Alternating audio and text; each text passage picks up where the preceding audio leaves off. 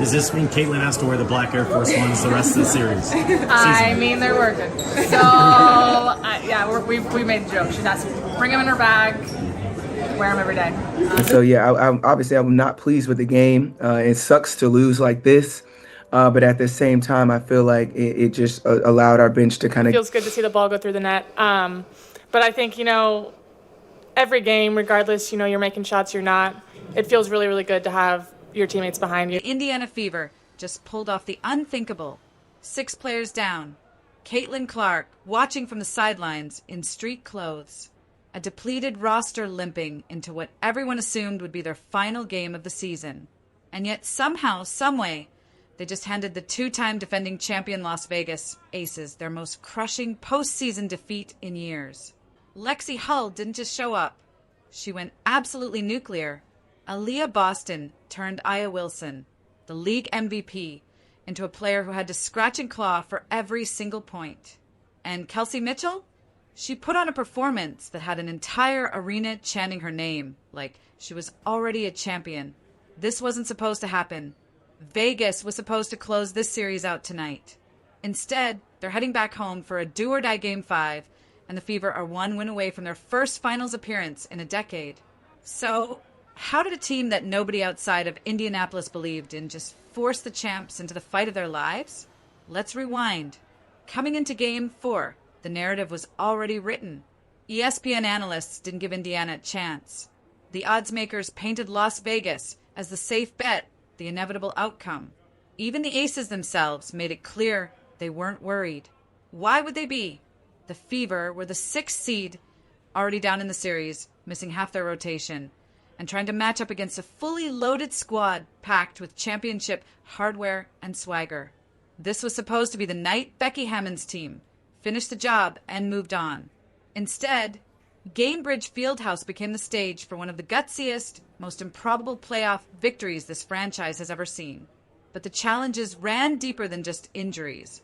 Earlier this season, a veteran who had been part of their locker room quit the team mid-season and bolted to Phoenix.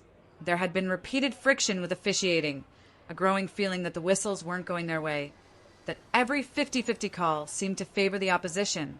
Indiana had every excuse in the world to pack it in, to let the season fade quietly into the off-season. But they didn't. This was elimination game number 3 of their playoff run. Twice before, they'd been pushed to the absolute brink. Twice before, they walked out with wins. So how do you pull off a third miracle? By playing with the desperation of a team that never, not for a single second, accepted that they were finished. The Fever knew what they had to do. They had to be sharp. They had to protect every possession like it was their last. They had to get stops, trust their offense, and most importantly, they had to match Vegas in intensity. That's the part that seemed impossible. How do you out-tough a team that's built its dynasty on physicality and mental warfare? But by halftime, the tone inside that arena had shifted. Indiana was controlling the tempo. They were frustrating the Aces with disciplined, suffocating defense. Every mistake Vegas made turned into Indiana momentum. And then came the moment that told you everything about who was playing free and who felt the walls closing in. Becky Hammond, one of the sharpest minds in basketball, burned a timeout she didn't have. The technical foul that followed wasn't just a mistake. It was a crack in the armor. It was the kind of turning point that only happens when pressure flips sides. The Aces, who were supposed to dominate, watched Indiana stretch the lead on an error that spoke volumes about the mental state of both teams. Now, think about this for a second. The Fever have had 18 different players suit up for them this season because of injuries. 18. They've been signing hardship contract players who were, just a month ago, grinding it out somewhere else. And now, those same players are starting in a playoff elimination game. This should have been a disaster. Instead, it became a masterclass in depth, resilience, and collective belief. And at the center of it all, 3 performances that will be talked about for years. Let's start with Kelsey Mitchell. She poured in 25 points. She hit clutch jumpers. She iced the game at the free throw line while the entire building erupted with MVP chants. For a player who spent most of her career overlooked, hearing thousands of voices scream her name felt like validation, like a crown she'd been waiting her entire life to claim. But Mitchell didn't just score. She played with the fearlessness of someone who knew this was her moment, her stage, her time to prove that all those losing seasons, all that heartbreak, all those nights when a franchise was buried at the bottom of the standings, none of it was for nothing. And then there was Aaliyah Boston. She put together an absolute masterclass against Aya Wilson, the reigning MVP. Now, Wilson still racked up 31 points, but here's the thing. Every single shot came with Boston planted, like a wall in the paint. She made Vegas earn everything. On the defensive end, she was a nightmare. On the offensive end, 24 points, 14 rebounds, 5 assists. Wilson couldn't just focus on scoring. She had to fight Boston possession after possession, and you could see it wearing on her. One analyst called Boston's game tremendous, and that's underselling it. Her ability to screen, seal, finish inside, and still protect the rim on the other end was the kind of two-way dominance Indiana hasn't seen since the Tamika Catchings era.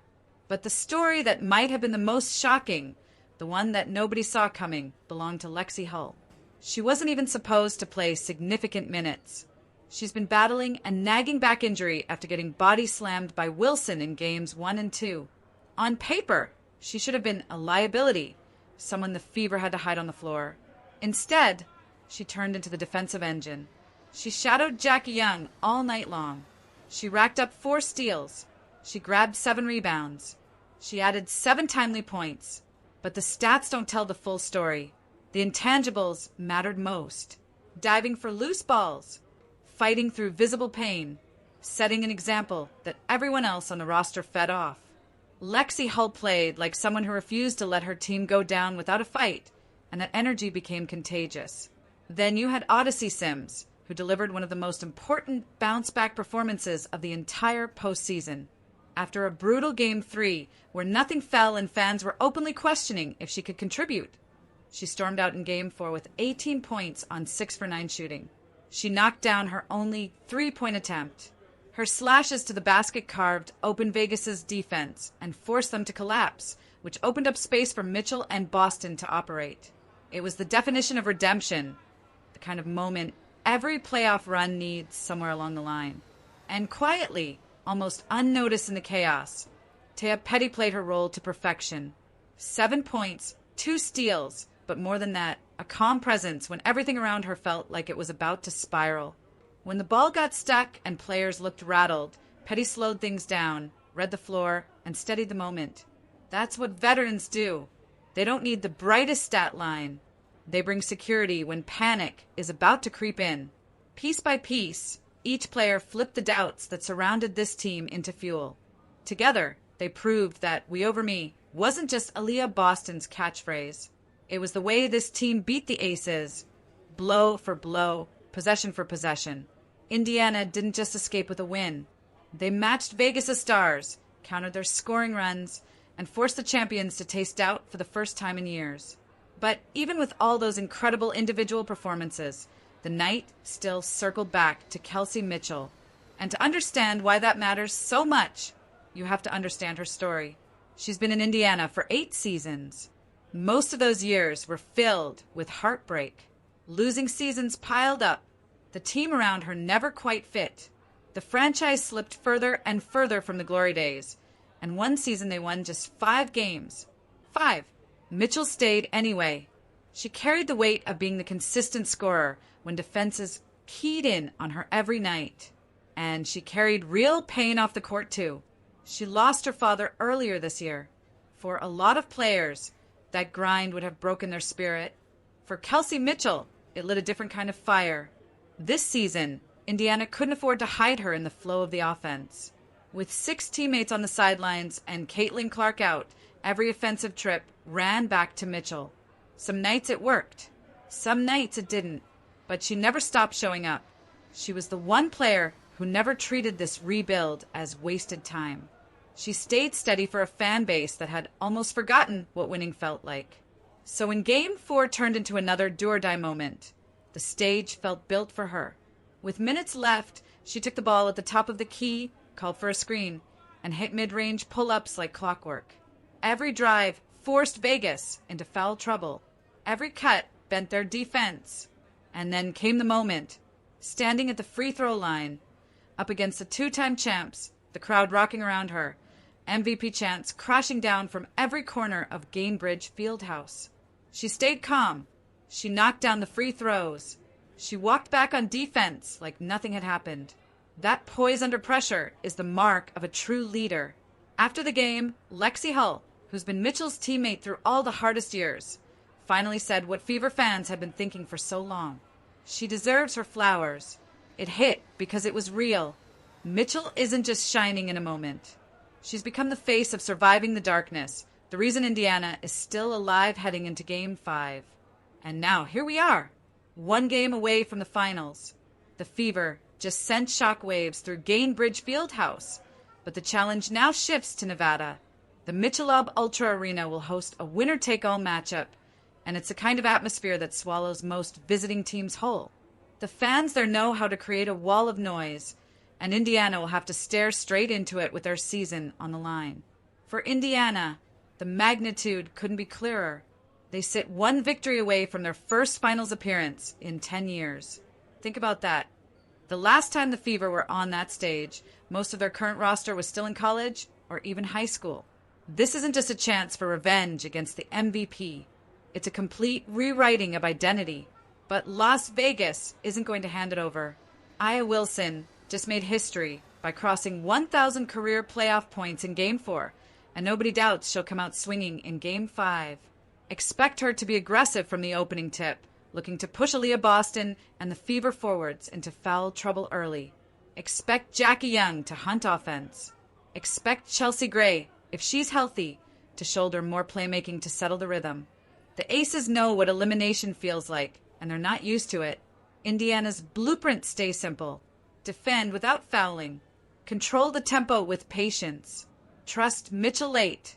They've already thrived in elimination spots, going 3-0 in games where the season could have ended. Coach Stephanie White said it best. The desperation and urgency we play with when we're in those positions has been exactly what we need. That's become their identity. The Fever feed on pressure. The Aces have pride. Indiana has resilience. One more night of belief places the Fever in the finals and validates every hardship of this journey. Whether they walk into Mandalay Bay and shock the Aces or fall just short, the truth is already clear. This run has reset what we should expect from Indiana Fever basketball. And whatever happens, the future is bright. Caitlin Clark will be back. This team is building something special that could define the next era of the league. The question now is simple. Can the team that everyone counted out make Vegas pay on their home floor? Tuesday night will give us the answer.